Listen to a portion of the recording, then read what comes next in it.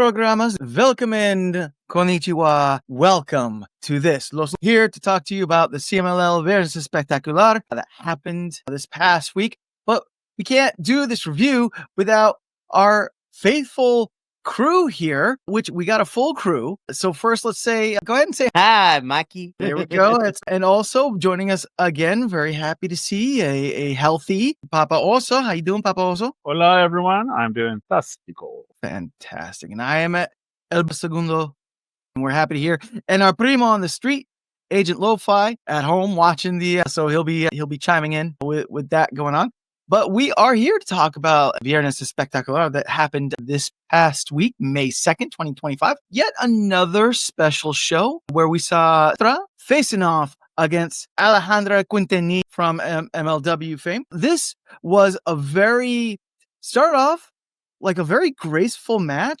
Ended up to just be a slobber knocker. We did get Reina Isis, who hit Alejandra and then straight into a plancha for the 1-2-3. So, Mikey, because we know that is tell us, what do you think of this match? So, as being part of the MLW crew, we are getting a small introduction and knowing a little bit more of Miss Quintanilla over here because she's been popping in wrestling. She's in MLW. She's been more on a losing streak, but that is okay. Because initially, when we got the card, what was it, like a month and a half, 2 months ago? It was originally going to be Reina and Janai Kai, but Janai was not present on the card, so hopefully she's not injured. But I think this is a great showcasing for, Miss Quintanilla over here. And I thought she did a great, and of course, my girl, Reina Isis, love her to death, also doing a great thing. I think this was a fun match, and I think this is exactly what it needed to kind of bring in our unofficial co-host a little bit, where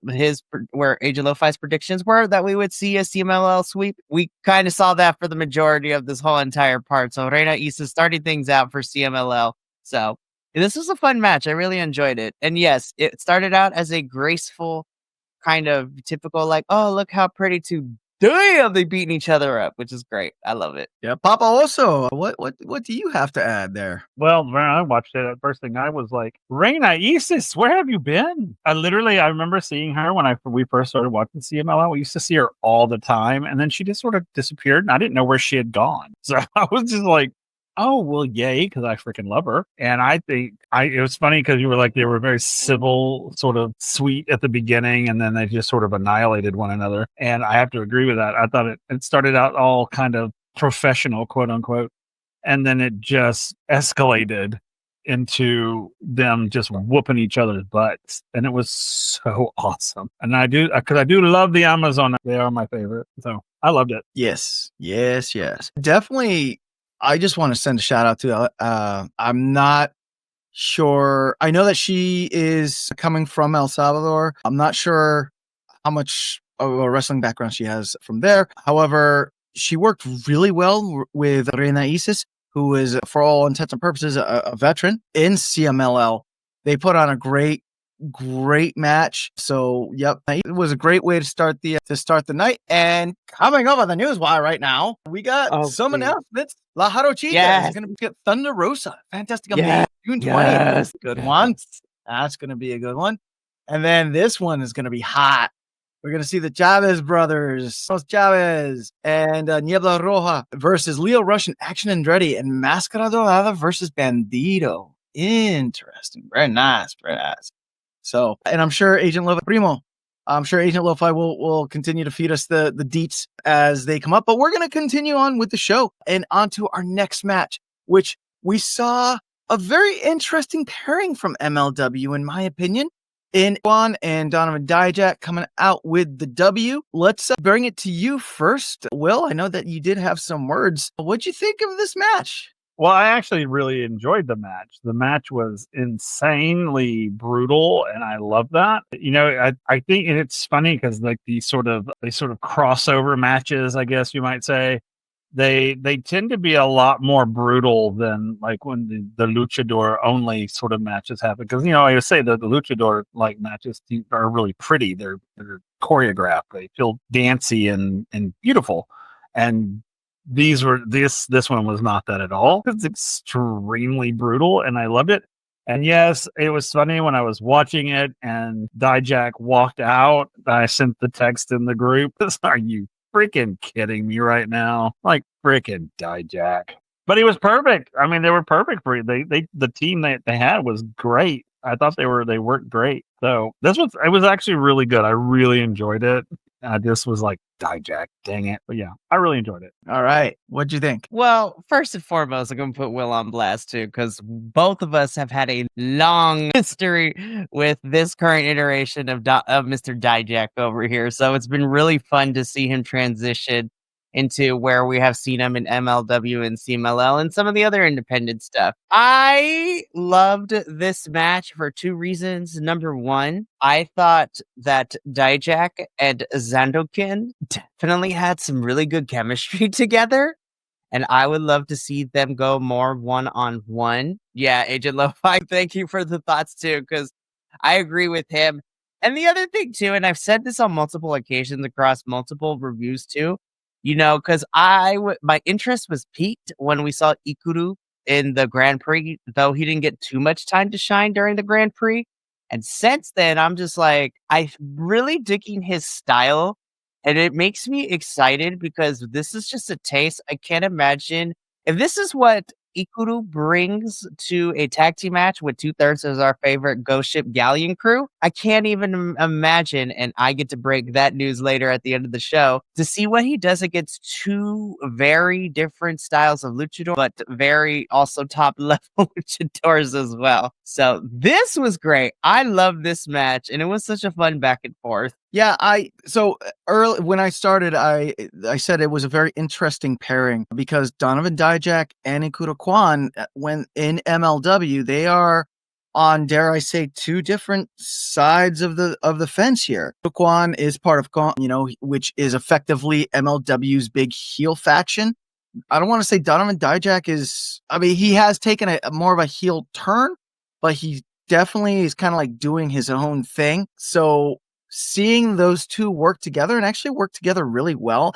I enjoyed having Ikuda Kwan staying in the ring and then Donovan Dijak just outside of the ring terrorizing people. And Zandikan Jr. and Barbosa, week in and week out when we talk about them, they're both fantastic. So, enough cannot be said about Zandikan Jr. and Barbosa. I had to laugh. It did take me back to my childhood where at the end of the match, Donovan Dijak just started choke slams all around. It was fantastic. Took me back to my childhood watching wrestling. So we the hodgepodge tag team of Ikuda Kwan and Donovan Dijak do pick up the win. This brings us to our first championship match of the night, where we see our MLW Tag Team Champions, Kojima Ini Okamura, otherwise known as Cozy, facing off against Los Dip Magnus, and this is what they were fighting for. I thoroughly enjoy CMLL does this, where they have everyone come in and showing off the belt. Very good match, great match. When I went back and watched it for a second time, I enjoyed it even more. We have new tag team champions for MLW in Magnus and so. Mikey, let's start with you. What did you think? So it's no secret it's no secret too that Cozy Max had gotten those tag team championships back not too long ago. And so I'm thinking, okay, well, let's see how long Cozy Max holds it. They didn't hold it for very long because I think we've only had maybe like 2 months tops with them in their second reign, and the fact that they lost it to Los Depredadores of Magnus and Rugido shocked me, but like in the best way possible. Yeah. I think, and Agent Lo-Fi might disagree with me a little bit, but it's been very interesting seeing the working relationship between these two companies since, I myself have gotten a chance to watch and review both CMLL and MLW and be introduced to all the workings between the working relationship. I will say I am excited to see who we end up having Magnus and Rugido face over their reign as MLW Tag Team Champions and to see who gets put in front of their past. So I think it's a fun one, but this was a fun match in the sense that I already knew this wasn't going to be, I'm not expecting Okamura and, Kojima to be flying all over the place. However, this was just fun. It warmed my little heart. Indeed. Papa Oso, how did you enjoy this match? I did enjoy it because I love him. Okamura is amazing. Every time I see him in the ring, I'm just like, you go, dude. Because I know he's up there in age, but man, you go, dude. And so I really did enjoy the two. Of course, Magnus and Ruido, I also was just sort of like, oh God, you're going to put them up against Magnus and Ruido? Okay. All right. Okay. I was really kind of hoping, and this is like no diss by any means, but I was kind of hoping we didn't break any hips or anything like that. Because those boys they're young and strong, and our guys here, they're getting up there in age, and there was a couple of moments I was a little worried. Okamura, I just love him. I think he's fantastic. So yay, I'm glad that Magnus and Bill got the belts and they're gonna go and do their thing. And I'm curious as well to see who their first opponents are gonna be. That'll be interesting. Yep, I concur. I'm interested to see who their first defense will be against. I liked the match. The ending to me, it fell into that trap that I don't like, because I felt like for a good portion of the match that Cozy Max, dare I say, dominated the match. It was interesting that Ruido and Magnus didn't do as much high flying as I normally see them doing. The ending felt very abrupt. Did you guys feel that way at all, or am I alone on my island? No, I think, yeah. And I think that they're getting to a point where they might hurt. And I think that's kind of why it rushed. At least that's what I believe. That's the way it felt for me. Okay. Mikey? I have to agree again because of, and again, normally, to quote Agent Lo-Fi in our comment section, looking at Blue Panther and then looking at Kojima and Okamura, you have to kind of get a better understanding of their schools of training. Whereas Blue Panther grew up, doing Lucha Libre, all that stuff. So there's a lot of risks to it, but there's also a lot of athleticism and requires your body to be some sort of springiness, even if you get up in there at age, and learn how to kind of think 5 steps ahead. Because if flying around doesn't work, we have seen luchadors are more grounded. There are power luchadors, well-rounders, all that stuff. I look at Okamura and Kojima, who, of course, their primary school of training is that Japanese strong style, which is very hard hits, hard chops, those things.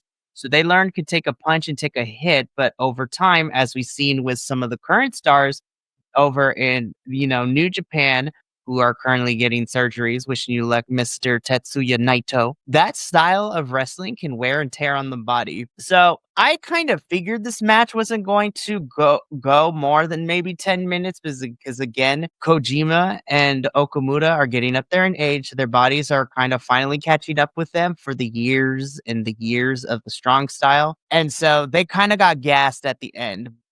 Whereas it's unfortunate, but to be expected when we're talking about, 50 plus something year olds taking on the young bucks, so to speak here. I love them dearly, but yeah, I think we probably have like maybe 2-3 more years until they start to head towards the retirement road for Japanese wrestlers. Yeah, fair. It was still a very entertaining match. I got to see my Kojima slaps, so I was satisfied. I do want to send a shout out to Magnus. The mask that you see Magnus wearing is not his normal style mask. He normally wears a mask style more like I have, where the mouth is open. I felt like he kind of did a retro for the show. I could be wrong, but these were the vibes I was getting. He kind of went with a retro look. So, shout out for that. I felt that was cool, going old school to pick up the belts. So congratulations, Magnus and Ruido, your new MLW Tag Team Champions. So if you like the wrestling, which if you're watching us, you probably like the wrestling, then you should check out all the other things we do. And check us out on the interwebs. You can find us on all the social medias. We are on Instagrams. We are on, and did I say Instagrams? I think I said Instagrams. I'm 48. Deal with it. We're on the Instagrams. We're on the Threads. We're on the YouTube. We're on the Twitch. We're on the Blue Sky. We have merch. bcwrestlepod.creatorspring.com. We got a Patreon, one of them Patreon things. So, if you want to buy us a coffee, that'd be fantastic because I need more coffee in my life at BC WrestlePod. So check us out. Coming up for the rest of the week, a really quick plug. Tomorrow, Thursday, May 8th, we have our Progress Strong Style 16 review, where we will be reviewing the Progress show. That will be happening 10:30 p.m. Eastern Standard Time, 7:30 p.m. Pacific Standard Time. On Saturday, May 10th, we are going to be having our MLW and CMLL Azteca Lucha watch along. Our watch along will be starting at 9:50 p.m., where we're going to go over the card and do a little tiki-taki, and then we're going to watch the show. You can watch the show for free on the MLW YouTube channel. So if you haven't, go subscribe and go watch some free wrestling. I feel it's going to be a good show. And then on Sunday, May 11th, we have our weekly WWE Duel review at 8:30 a.m. Eastern Standard Time, 11:30 a.m. Pacific Standard Time. Did I get it right, Mikey? 11:30 a.m. Pacific Standard Time, 2:30 p.m. Eastern. That's what I meant. Listen, I appreciate you. It is great. So, just a program note: there may or may not be a Sunday review, depending on certain things. When we talk to the crew, because we are dealing with the Backlash pay-per-view being the day before. So it's kind of weird talking about go-home shows when the pay-per-view happened the night before. So stay tuned to the socials for all that information and more on the reviews later. Okay, but getting back to this Viernes Espectacular, we move on to our match, a very fun match. Yet another, dare I say, veteran in Paul London facing off against Neon. And this was still a weird matchup. Like, even before the match began, we talked about this for weeks. And I was like, how is this going to go? Dare I say, this is going on the whiteboard for my top 10 matches of the year so far. So, but Papa, also, why don't you chime in? Go ahead and tell us. What'd you think about Zod facing off against? Yeah, it was fun. I did not know this guy. I don't know who this man is, so I had to look him up while I was watching it. It was fun. Literally when he came out, I was like, oh, it's just that's all I could think of, and a really poor rendition of him. But and then of course Neon was in his like 1980s like great that costume he was wearing. I was just like gonna poke somebody's eye out with it. But no, it was I really enjoyed it. It was a lot of fun, and I like Neon. I loved his whole everything. He's just fun to watch. And I think also then at the end of it, when Mr. London like boot kicked him in the face, I was just like, ow. Dude, that was a very interesting ending. Really quick, Agent Lo-Fi, that was about as good as you could get with them, but he didn't care for the finish. So in the end, this match did end up in a draw in Paje, where we went to 10 minutes and no one got a pinfall. I don't know. To me, I felt like having them call that draw, I want to see more. Like I wish there was at least another minute or two added on to the match, to see who would have taken it out. I thought it was really entertaining. Like I said, this is currently on the whiteboard for top 10, just for how entertaining Paul London was to the crowd, working the crowd over. Paul London in MLW is normally billed to us like a baby face more, if you will. So to see him really, really heal it up. I mean, after the match, he attacked Neon, and Neon attacked him. They almost like fought all the way up the ramp and off. It was actually kind of funny because Paul London like jumped out and like ran like a little scared to the back. It was a lot of fun. But yeah, that's so to kind of add on to what you're saying, but like Paul, yes, I agree. Paul London was being more heely, but in the sense of he is very, and I'm pulling at some straws here, but he's giving me like, the John Goodman Flintstone villain vibes, where it's just more of a comedic heel than anything else. So I was like, it was very Flintstone-y, very over the top, very camp. And you know what? Paul London is the MLW Elvis impersonator, because he also had the cape too in his whole entire entrance.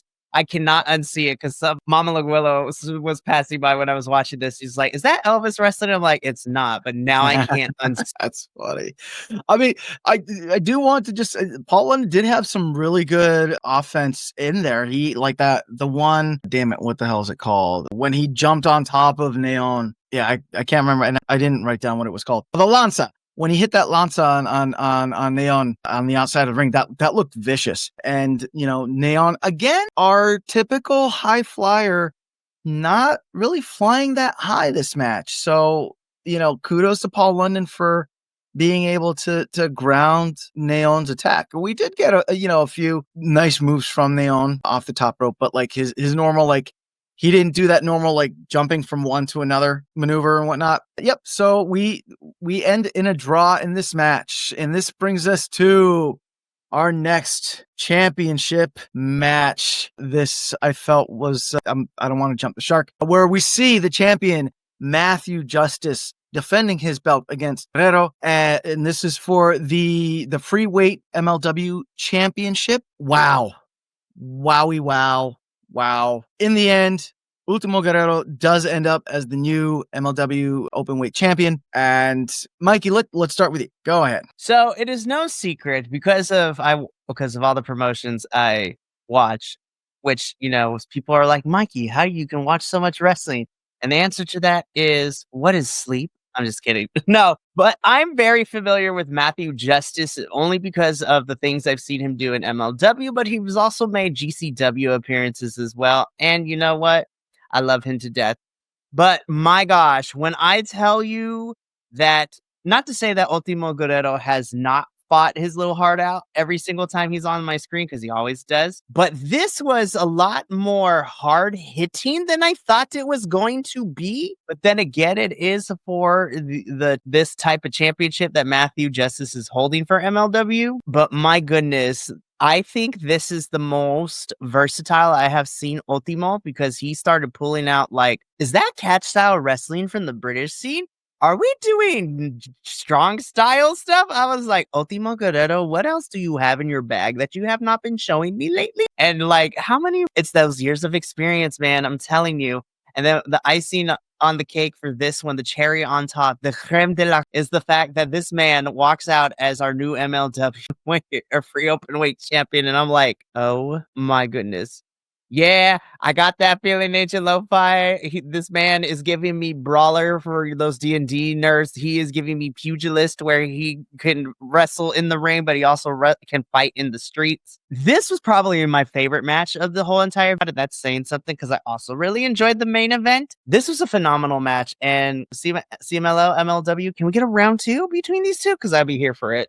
That'd be a lot of fun. Yeah, definitely. Papa, what'd you think? Matthew Justice, Ultimo Guerrero. It was beautiful, but it was Ultimo Guerrero. I mean, he was literally like fighting like this was the end of the world. And it was so, and I agree with Mikey on this. I mean, he was pulling stuff out that I have never seen before. Hey, I was like, yay. I think I even put it in our little chat, like, hell yeah, Ultimo. I'm so happy. I'm so thrilled that he got it. Because honestly and truly, I feel like he deserves it. In the short time that I have known him as a wrestler, and I know many other people have a much longer history with him, but I have just been like, I feel that he should be on a poster. I feel like he should just be on a poster and people just go, I want to be that. I want to be that guy. I want to go to wrestling school and learn, or whatever.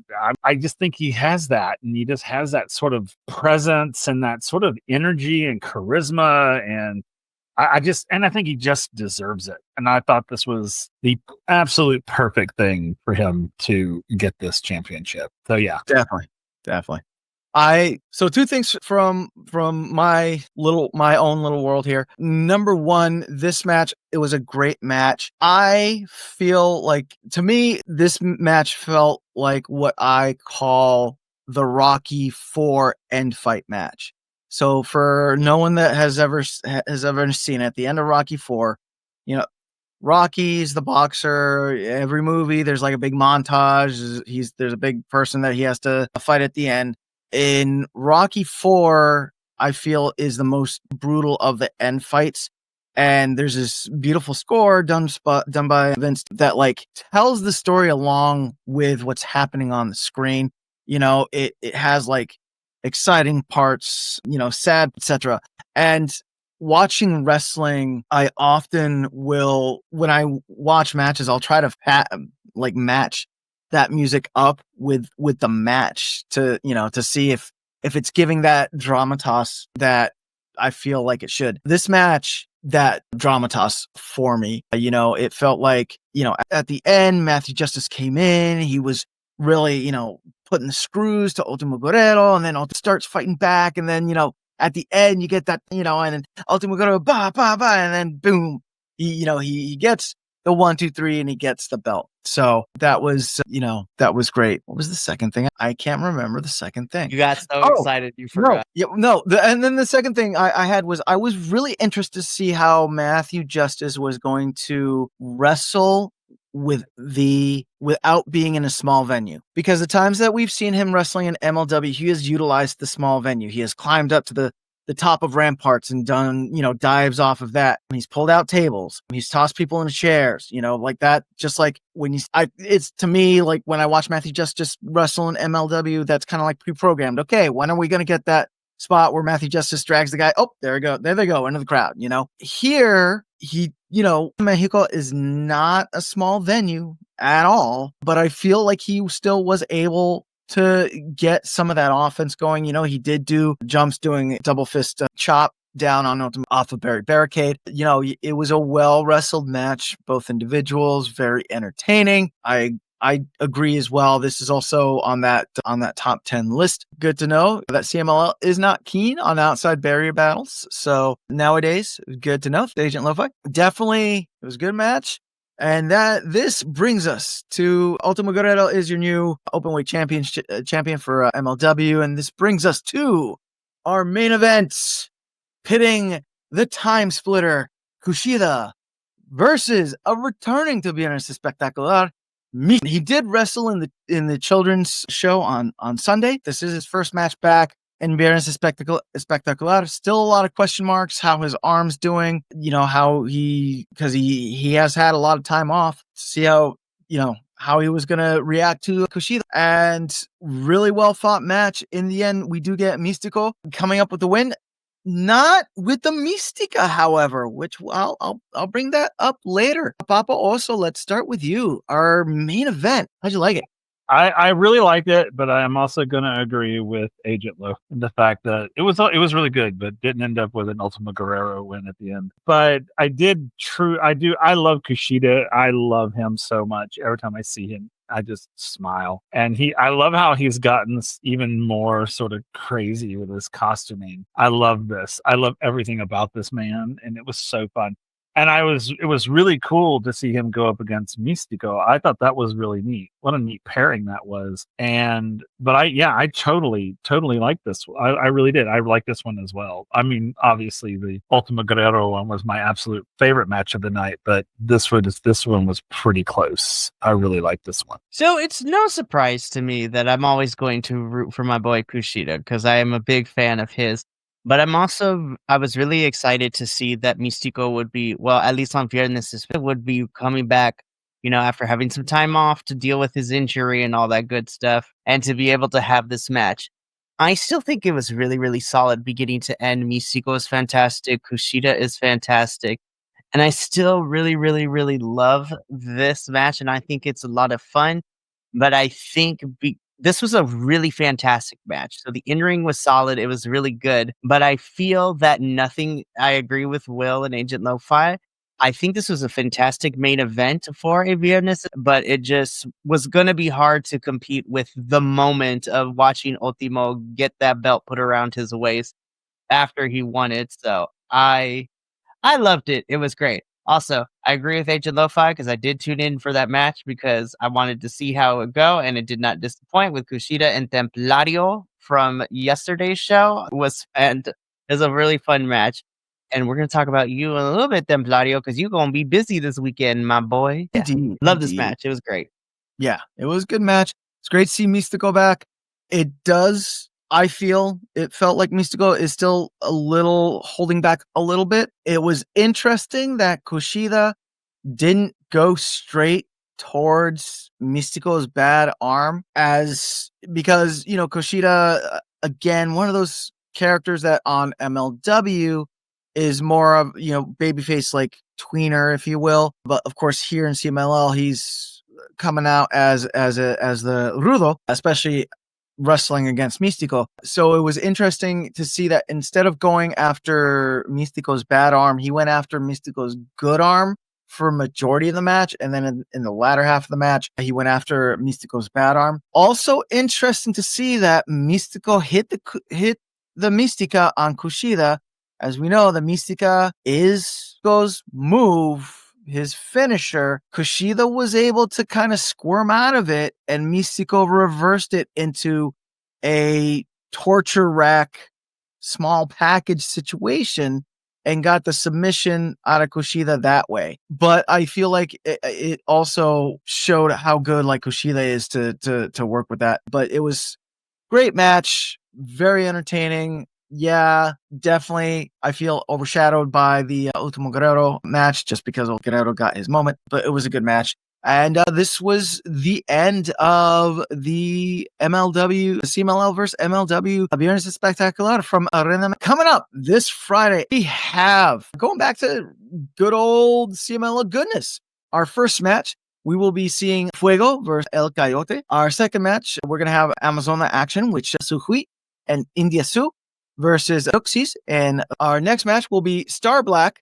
Fugas versus El Fuga Jr. and Felino Jr. In it, or a special event, we are going to see Atlantis and Blue Panther versus the Uno. I can't wait. Look at that. I just see Atlantis backbreakers all around. So fun. Anyway, after that, we're going to be see Atlantis' son, Atlantis Jr., facing off. He's going to be with Atlantis. It's going to be Atlantis Jr., Star Jr., and a good old Flip Gordon, Volador Jr., and returning Kojima. Interesting mix there. And in our main event, we are going to be seeing a returning Sky Team to Viernes Espectacular of Místico, Máscara, and Neon versus Los Inferno and Mephisto. I'm excited just so I can see Los Infernales back in action. Yeah, Agent Lo-Fi, I agree. This seems like a solid yet standard Viernes Espectacular card. I am, but as you said, it's just good. It's good, you know?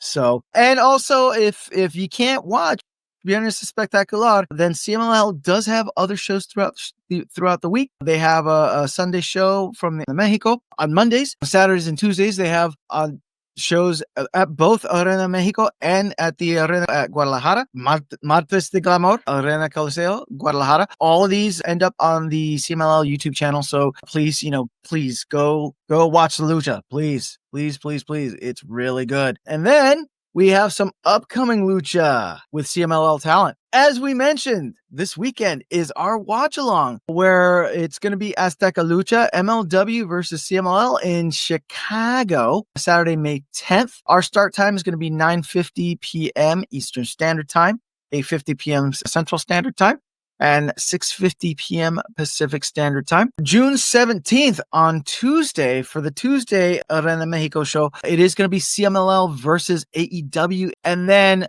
on the Wednesday night Dynamite, I should say, from Arena Mexico, we are going to have Grand Slam Mexico sold out. A lot of hype coming into it, so get ready. And we got the Copa Junior. Yeah, we got the Copa Junior tournament coming as well. And now I'm going to toss it over to Mikey for coming over the wire. Wow, thank you. So here, Shay. I'm just kidding.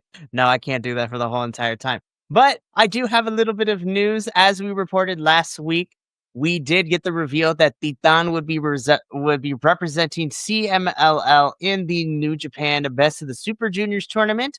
We have a little bit more information. Those matches and that tournament will be happening right after Dominion. So Dominion for New Japan is slated to be Sunday, June 15th.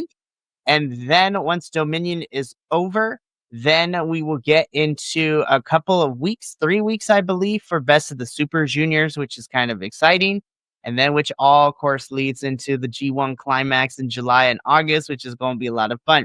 But I do have some news to share in the sense that, of course, that's also tied in with some upcoming lucha.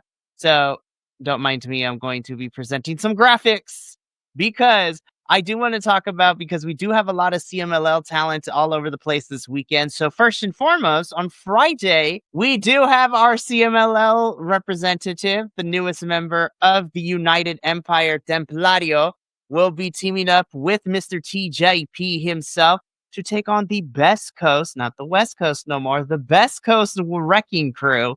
So they will be competing for the Strong Openweight Tag Team Championships. I would love to see them win because they would make my night better. But the fact that I get to actually see Templario wrestle in person is going to be so much fun. I cannot wait. Yo, And I do.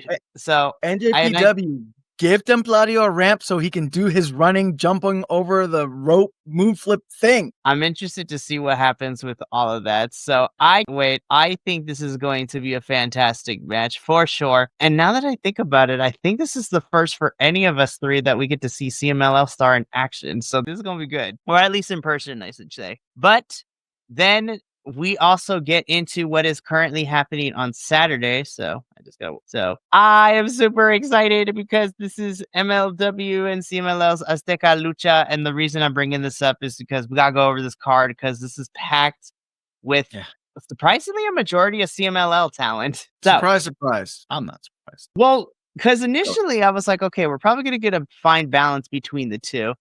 But a majority of the matches outside of one is nothing but CMLL, and I'm kind of here for it. So, first and foremost, we do have a tag team match scheduled where we're going to see Atlantis, senior, not junior, teaming up with to take on the team of Guerrero Maya Jr. and the Alchemist of CMLL, Itch, which makes me super excited. I miss Etchy. I can't wait to see him again. It's been a hot minute. I'm excited to see him this Saturday. It's going to be great.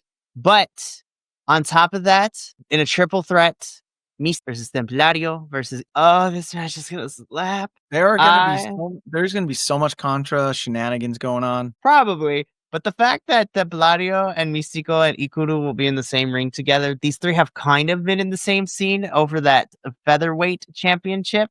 So it makes me excited for these three to be fighting. Is going to be great. Technically CMLL because this is Kojima taking on Alex Hammerstone, and I'm like, Kojima's gonna die. It's gonna be kind of great. I'm not gonna lie. Alex Hammerstone, well, as long as he gets his slaps in, that's all I care. That is very true. I just want to see my Kojima slaps. That all. Is true. Papa Osa, we both know how hard Alex Hammerstone can go, so this is going to be intense, which makes me super excited. And then, of course, just made not too long ago for the MLW World Tag Team titles, Los Depredadores will be taking on Blue Panther Jr. and Dark Panther. I'm excited. We got our answer. You're just like, who are they going to face first? And this was announced today, or yesterday, I should say, but even still. But I'm super excited that we do have one more match that's not MLW related, and that is for Matthew Riddle's MLW World Heavyweight Championship. It is going to be him versus Donovan Dijak. So will Dijak walk out as champion? We shall see. Who knows? But that has been for this episode. And that is our show for tonight. Really quick in regards to Azteca Lucha. Yes, Agent Lo-Fi, I agree. As a Lucha guy, I'm not complaining about this being mostly a Lucha show. So, I mean, to be fair, what was it? Battle Riot? The first half of Battle Riot was all right. So, all the CMLL town. They're like, hey, we got to get you all in and out in a timely manner. Yeah, right.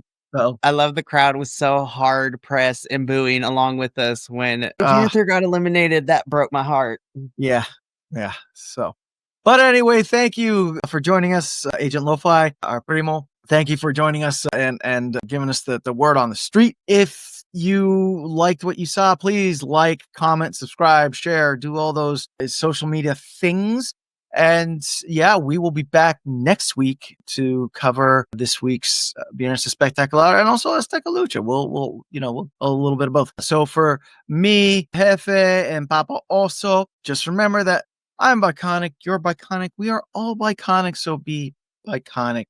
Together, I can do this outro. Thank you so much for tuning in to another Vibe Tribe production. What's going to happen next time? Well, you're going to have to tune in to find out. But until then, remember, take care of yourself, love one another, and as always, make sure that you keep the good times rolling. Thank you for being here, and we'll see you next time.